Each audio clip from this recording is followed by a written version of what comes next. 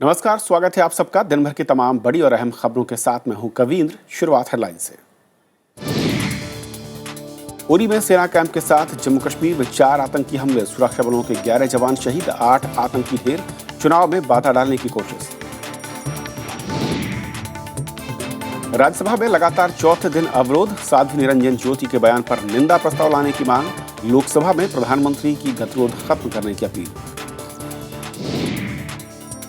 संसद परिसर में धरना, विपक्षी दलों ने लगाया लोकतांत्रिक प्रक्रिया का पालन न करने का आरोप, सरकार ने कहा कार्रवाई न चलने के लिए विपक्ष दोषी। महाराष्ट्र में फडणवीस मंत्रिमंडल का पहला विस्तार, 20 नए मंत्रियों में शिवसेना के 10, छोटे दलों को मंत्रिमंडल में जगह नहीं। पंजाब के गुरदासपुर में ऑपरेशन के बाद 60 लोगों ने गंवाई रोशनी, उच्च स्तरीय जांच का आदेश, केंद्र सरकार ने मांगी रिपोर्ट।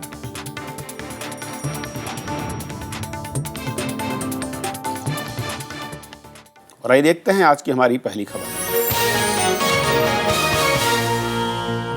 पंजाब के गुरदासपुर जिले में नेत्र शिविर में ऑपरेशन के बाद करीब 60 लोगों की आंखों की रोशनी चली गई। मामले के सामने आने के बाद पंजाब सरकार ने उच्च स्तरीय जांच के आदेश दिए हैं, तो केंद्र ने भी राज्य से इस मसले पर रिपोर्ट तलब की है। उम्र के इस पड़ाव में जब सहारे की सबसे ज्यादा जरूरत होती है, प्रशासन और डॉक्टरों की लापरवाही ने इन बुजुर्गों की आंखों को बेनूर कर दिया। रोशनी की तलाश में ऑपरेशन कराने आए इन लोगों की जिंदगी में अब अंधेरे के सिवाय कुछ नहीं। दरअसल करीब 10 दिन पहले इन सभी ने गुरदासपुर जिले के गुम्मन के एक नेत्र शिविर में मोतियाबिंद का ऑपरेशन कराया था, लेकिन ऑपरेशन होने के कुछ ही घंटों के अंदर इनकी आंखों में दर्द होने लगा। ये फिर अस्पताल गए, लेकिन तब तक देर हो चुकी थी। कैंप लगा ही इन्हें साडियां अखा काढ़ लिया, गरीब आदमी की करिए ना दीदा कुछ, अखा साडियां बंद हो गई। की कार्रवाई होनी चाहिए डॉक्टर की कहते सरकार? ये सरकार काई कार्रवाई करे, साडी सहायता करे, सानू मुआवजा दे तां असीं बचदे, नहीं बचना। मामले के सामने आने के बाद हड़कंप मच गया। राज्य सरकार ने इसे लापरवाही का मामला बताते हुए उच्च स्तरीय जांच के आदेश दिए हैं। साथ ही पीड़ितों को 1-1 लाख रुपए मुआवजे का भी ऐलान किया है। केंद्र सरकार ने मामले की रिपोर्ट तलब की है।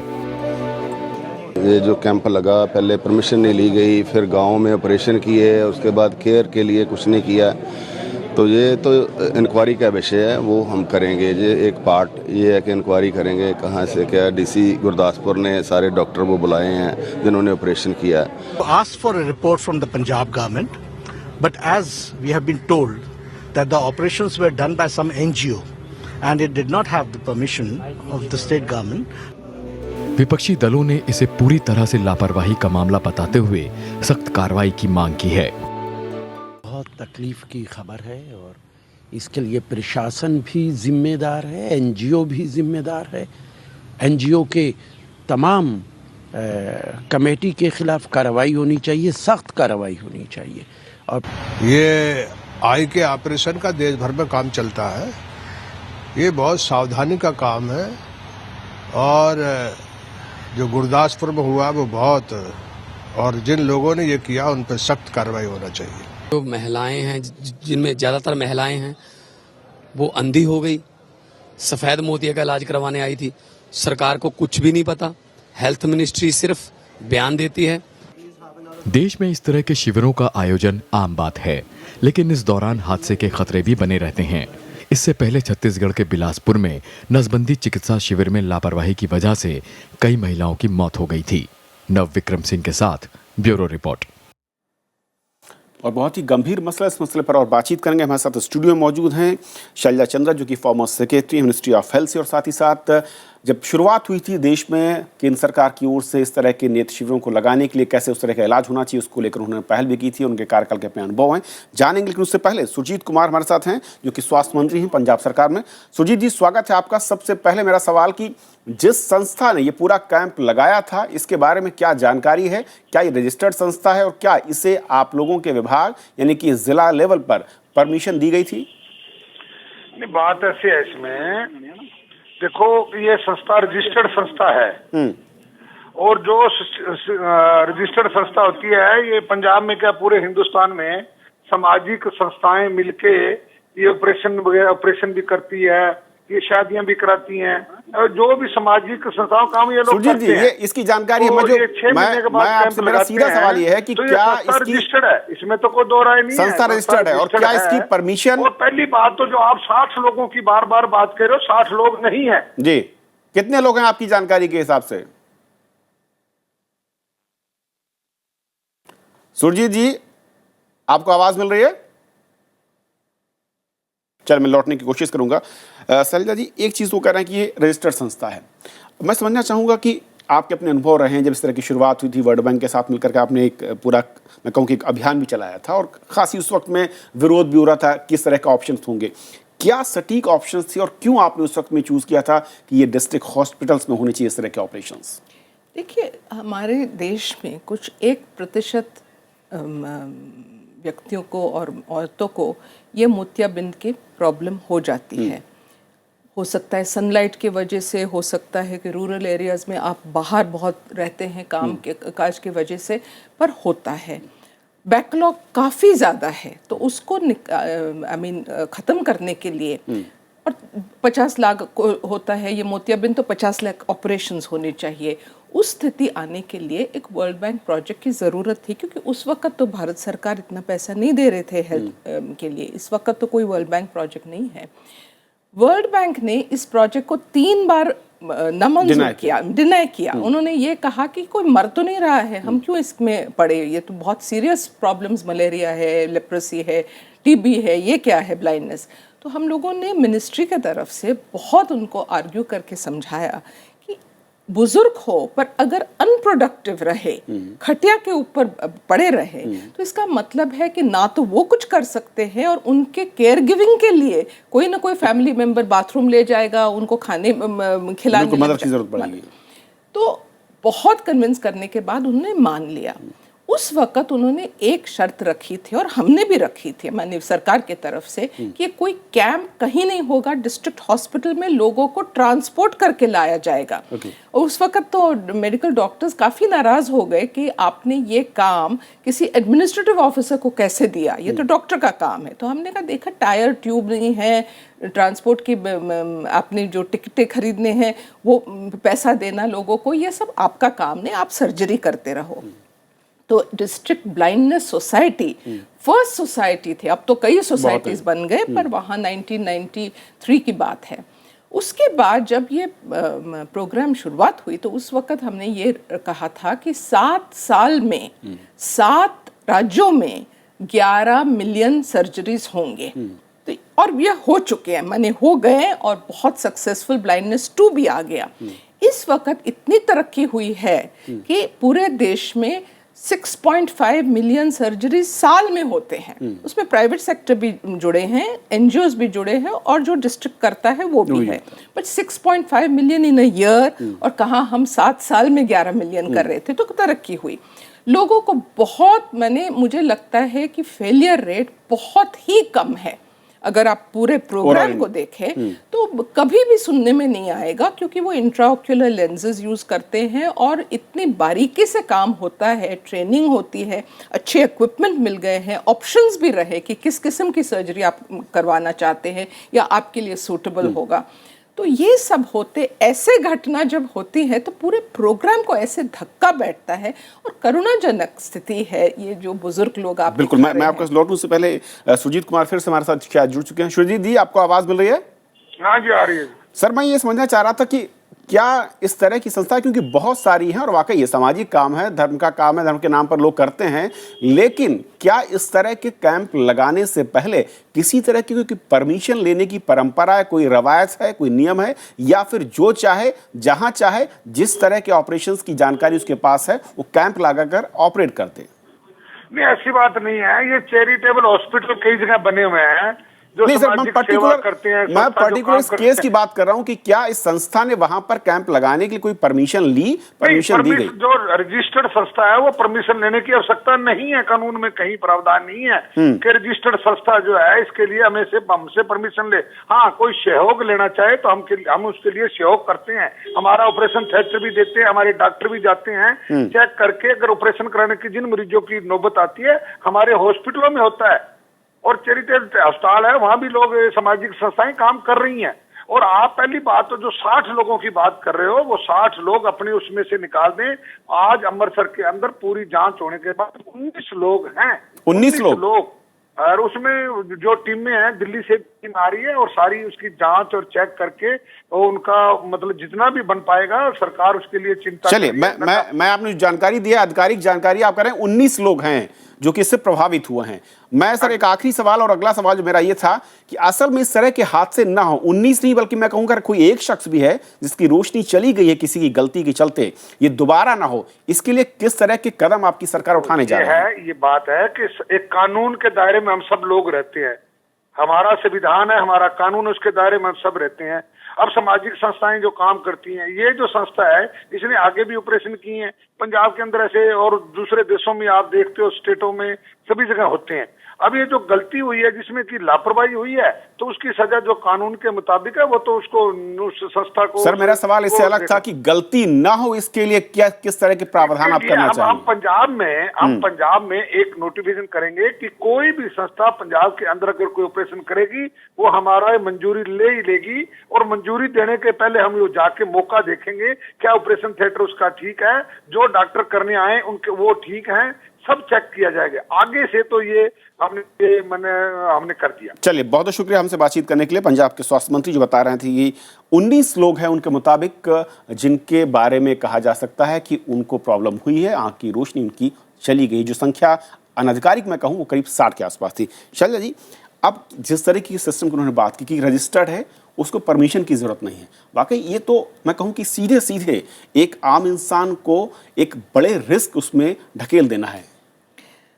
मुझे तो ताज्जुब होता है कि ऐसी संस्था पंजाब में रजिस्टर्ड हो सकता है किसी और राज्य में रजिस्टर्ड हो, पर अगर ये कैंप चल रहा है पंजाब स्टेट में तो रजिस्ट्रेशन वहाँ चाहिए।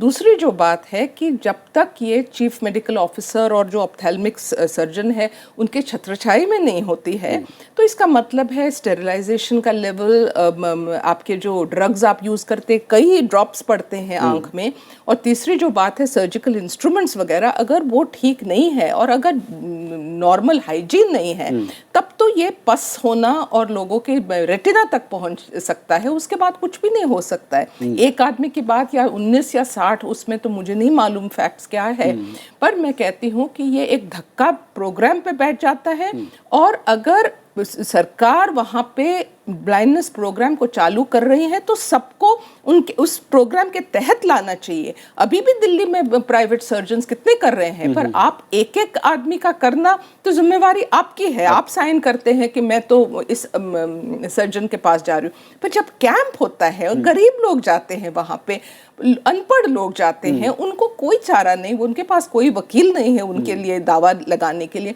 सिर्फ मुआवजा देने से। अब जब आपका पूरे आंख आईसाइट चली जाती है, भविष्य में कहूँ अंधकार में है, और अगर सरकार कहे कि 1 लाख 2 लाख या 5 लाख मुआवजा, मुझे लगता है सख्ती से ये जो डॉक्टर ने काम किया है, जितने भी डॉक्टर्स इन्वॉल्व है जो किया है, उनके अगेंस्ट सख्त कार्रवाई किया, उनको तो जेल भेजना चाहिए, क्योंकि ये तो बहुत खराब बात है। आपने देखा होगा कि पिछले कुछ वर्षों में कहूँ, अगर मैं किसी भी राज्य में नजर डालूं, शायद दक्षिण के कुछ राज्यों को छोड़ दिया जाए, तो एनजीओ इस तरह की संस्थाएं जो कि कैंप लगाकर अलग अलग बीमारियों के ऑपरेशंस करती हैं, ये मशरूमिंग सी दिखती है। क्यों ऐसा हो रहा है? क्या हमारे जो प्रावधान है, नियम है, वो इतने कड़े नहीं हैं, या फिर जैसा मंत्री महोदय कह रहे थे कि रजिस्टर्ड हो गई उसके बाद किसी की कोई जिम्मेदारी नहीं, ना कोई उसे चेक करने जा रहा है? ये एक बड़ी गलती है। मुझे लगता है कि ये जो डिस्ट्रिक्ट लेवल के ऊपर सीएमओज है और जो भी प्रोग्राम के ऑफिसर्स है, वो अपनी जिम्मेवारी नहीं समझ रहे हैं। वो सख्ती से पहले ही उनको ये पब्लिसाइज करना चाहिए कि अगर आप हमारे पास परमिशन नहीं लेंगे तो ये आप बिल्कुल एक इलीगल काम कर रहे हैं, नंबर 1। नंबर 2, एक हो गई है, एक मैं क्या कहूँ, एक मूवमेंट सी हो गई है कि मेरा नाम बनना चाहिए। तो एक आप अगर कैंप लगा देते हैं तो आप अखबार में छपा सकते हैं कि मैंने इतना अच्छा चैरिटेबल काम किया, ये एक नेम एंड फेम लेने वाली बात है, खुद के नाम के लिए दूसरे की जिंदगी दांव पर है। और जो डॉक्टर्स करते हैं उनको तो एक अपना नाम बनाना है कि मैंने 50 सर्जरीज दिन में किए, मैंने 200 सर्जरीज दिन में किए, ये दिखाने के लिए दूसरों के लिए। और अगर कॉम्पिटेंट थे और उनको सर्जिकल ट्रेनिंग थी और फिर भी उन्होंने ये सब कर दिया, इसका मतलब है कि जानबूझ के कर दिया है ना। और ये तो मुझे लगता है कि प्रोग्राम को बहुत धक्का बैठ सकता है। और ये इतनी सिंपल ऑपरेशन है, कोई ज़रूरत नहीं कोई भी प्रॉब्लम की या कोई भी रिस्क की। तो अगर ऐसा काम हो रहा है तो सख्ती से जल्दी से इसके ऊपर कुछ होना चाहिए। और सीएमओ जो डिस्ट्रिक्ट के हैं वो तो पूरे उनकी जिम्मेवारी है कि कैसे ये कैंप लग सकते, तो उनके मालूम भी नहीं गुरदासपुर में कि ऐसे कैंप चल रहा है, और मालूम था तो क्या कर रहे थे, इंस्पेक्शन क्यों नहीं किया? बिल्कुल, स्थानीय यानी कि जिला स्तर के जो अधिकारी हैं उनकी जवाबदेही तय होनी चाहिए। और जिस तरीके से एनजीओ स्वयंसेवी संस्थाएं इस काम को अंजाम दे रही हैं, उनको स्थानीय, मैं कहूं कि डिस्ट्रिक्ट एडमिनिस्ट्रेशन से पहले परमिशन की जो रवायत है वो होनी बहुत ज़रूरी है, यानी कि सरकार को कड़े कदमों के साथ आगे आना होगा। बहुत बहुत शुक्रिया मैम इस पूरे मसले पर जानकारी देने के लिए हमें। तो ये थी हमारी पहली खबर।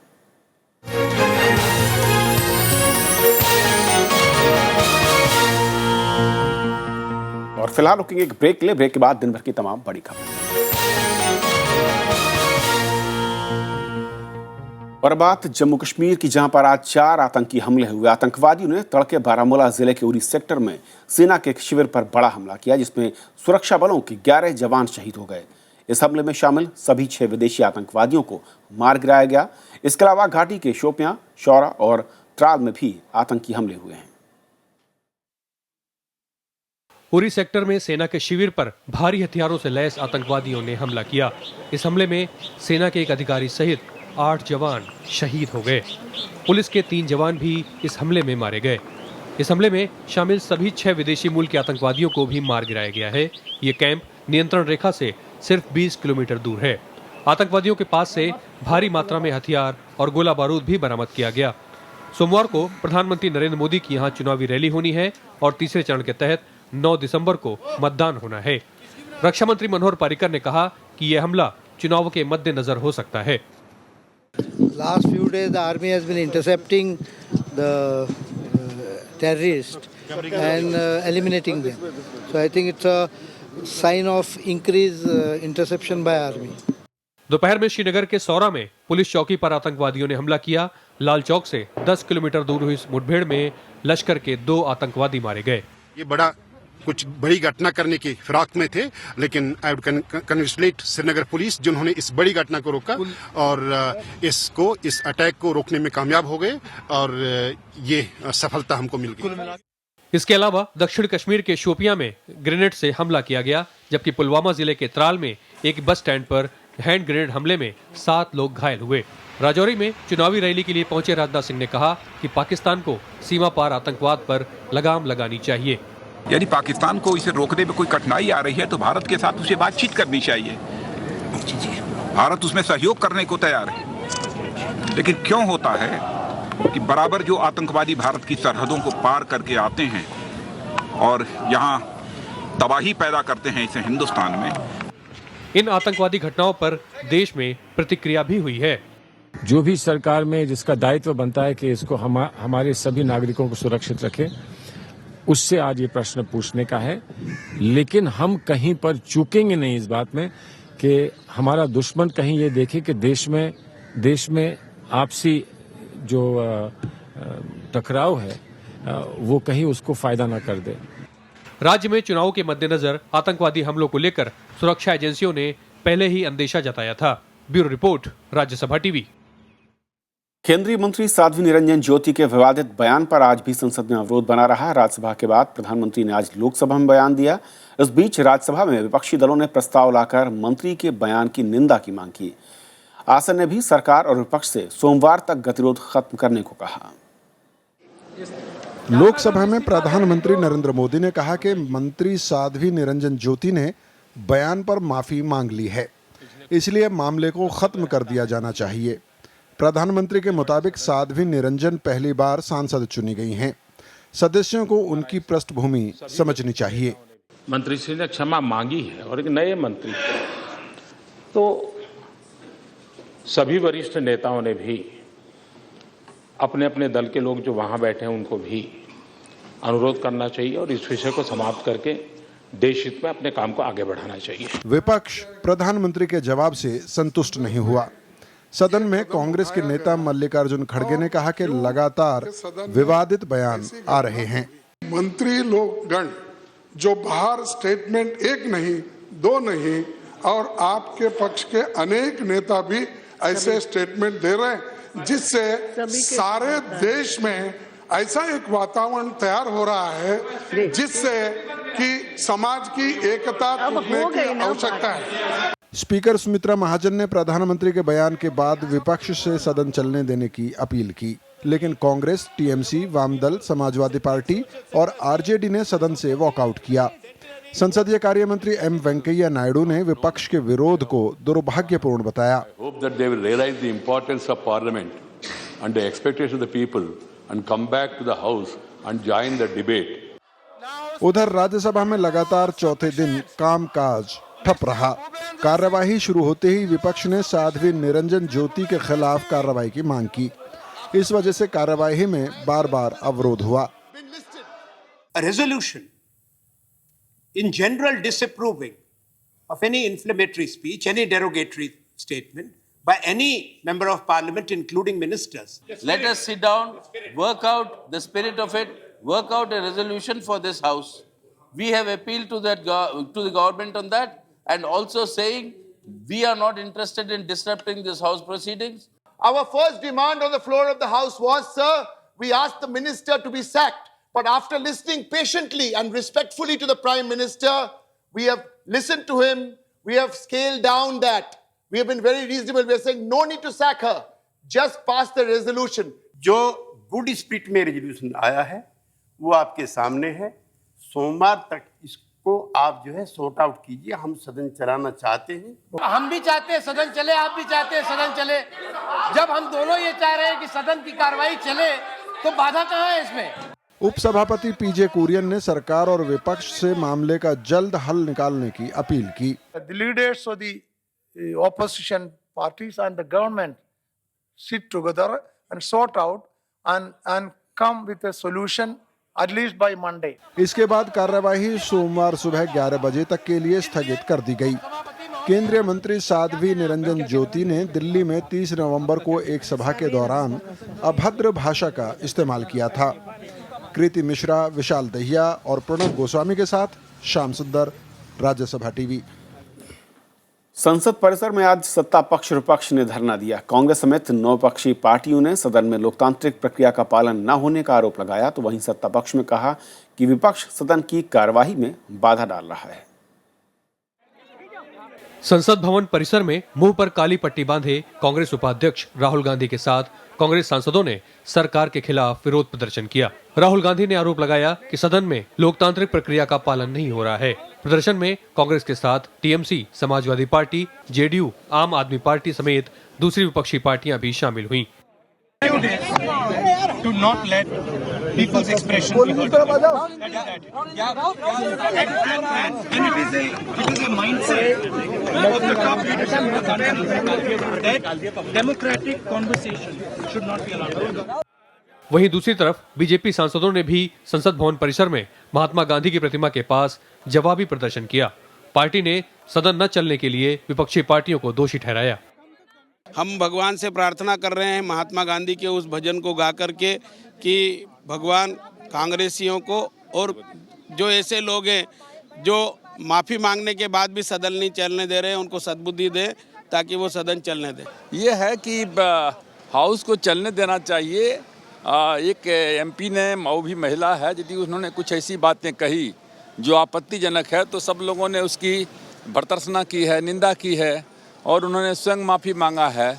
केंद्रीय मंत्री साध्वी निरंजन ज्योति के बयान की वजह से सदन की कार्यवाही पिछले कुछ दिनों से नहीं हो पा रही है। कांग्रेस समेत 9 विपक्षी पार्टियों ने निरंजन ज्योति के बयान पर संसद में निंदा प्रस्ताव पारित करने की मांग की है।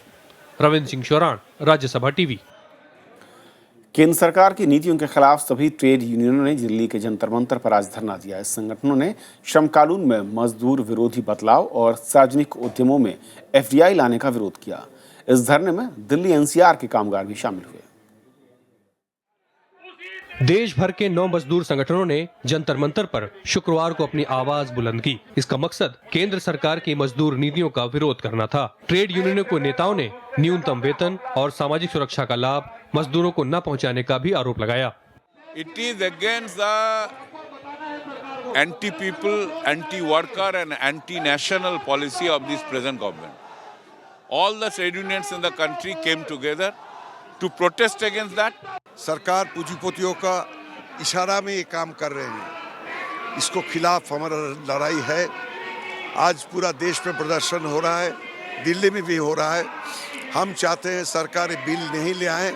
केंद्र सरकार की नीतियों के खिलाफ इस धरने में एटक, सीटू और इंटक के अलावा भारतीय मजदूर संघ भी शामिल हुआ। इसके बाद सारा ट्रेड यूनियन बैठने वाले हैं इसी साल में, दिसंबर में, और उसमें बैठकर निर्णय लेंगे कि अगला कदम क्या होगा।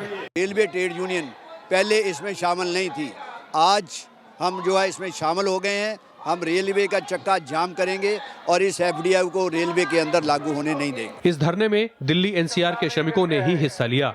इन सभी संगठनों ने उनकी मांगे न माने जाने पर देश भर में अनिश्चितकालीन हड़ताल पर जाने की चेतावनी दी है। विपिन चौहान, राज्यसभा टीवी। तो खबरों के सफर में इतना ही। नमस्कार।